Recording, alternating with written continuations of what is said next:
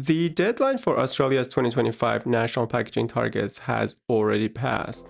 For businesses across the country, the conversation has now shifted from what are the targets to how do we demonstrate continued progress in a post-2025 world. The Australian Packaging Covenant Organisation framework is moving into a new phase of maturity. This demands greater accountability, cleaner data, and more sophisticated strategies. In my experience guiding businesses through this process, I have observed that many view the annual APCO Action Plan as a complex administrative burden. It is often treated as a puzzle of data collection and box ticking.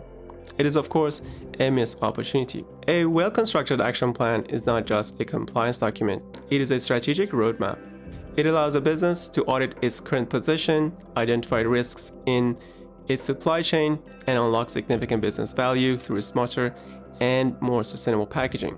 Here's what exactly you need to do to build a robust and effective APCO action plan for 2026. Step 1 is establishing foundational governance. A strong governance is the bedrock of any successful sustainability strategy.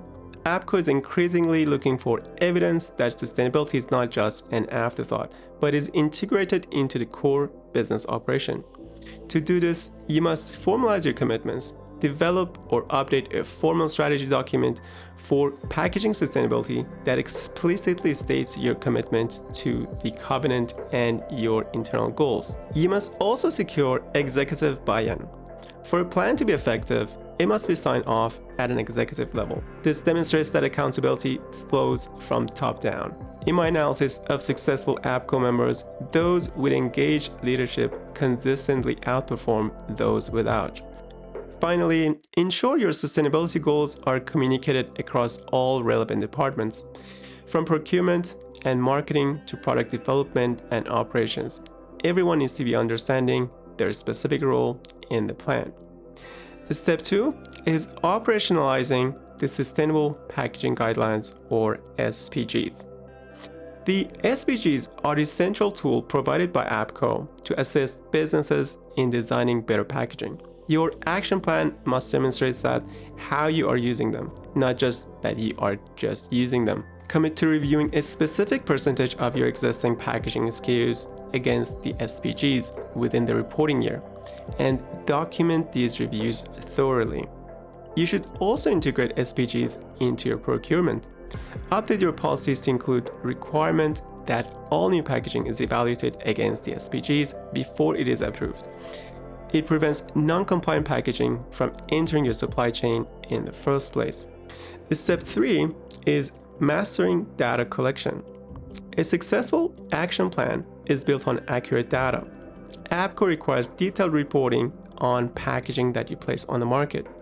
I cannot stress enough the importance of starting this early. Familiarize yourself with the specific data points required for the 2026 reporting period. This includes material types, weights, recycled content percentages, and recyclability status. You will need a reliable system to track this data for every single product.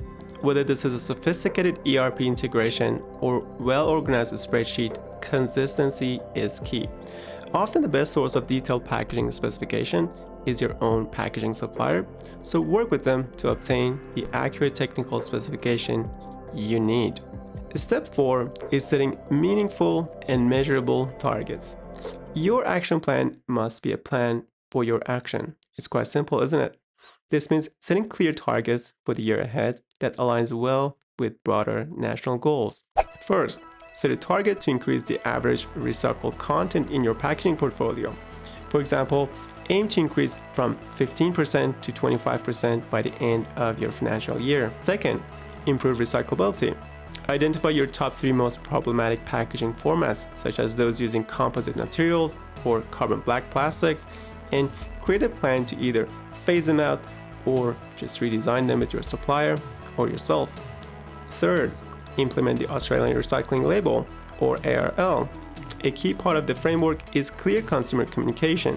You can commit to having the ARL applied to a certain percentage of your product range by a set date. Alright, so if you're still with me, here's the bottom line. The APCO framework is evolving. With potential mandatory regulations on the horizon, simply being a member is no longer enough. A proactive, well-documented action plan is your best tool for ensuring compliance in meeting customer expectations.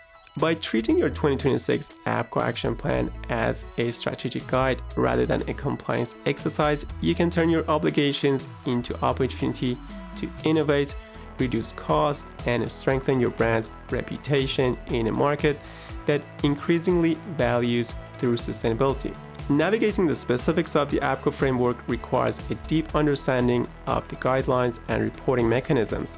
For businesses seeking to turn their action plan into a driver of value, a strategic review is the logical next step. If you would like to discuss how to optimize your APCO strategy for 2026, our door is open. You can contact us today with the link below. Have a great weekend. I'll catch you next week.